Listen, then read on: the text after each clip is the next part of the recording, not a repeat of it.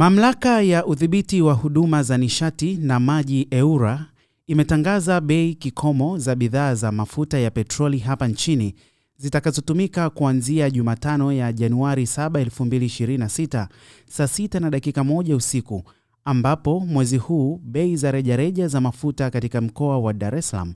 petroli ni shilingi 2778 kwa lita, diesel ni shilingi 2726 na mafuta ya taa ni shilingi 2763.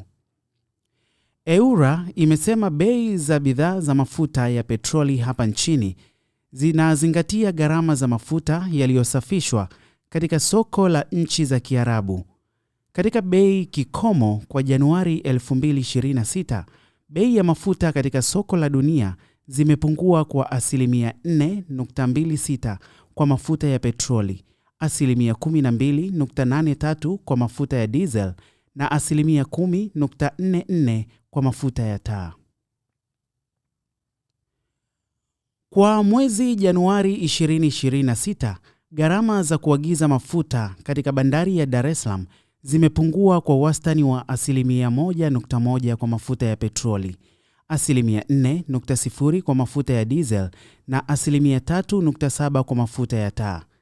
Katika bandari ya Tanga zimeongezeka kwa 3.5% kwa petroli na diesel,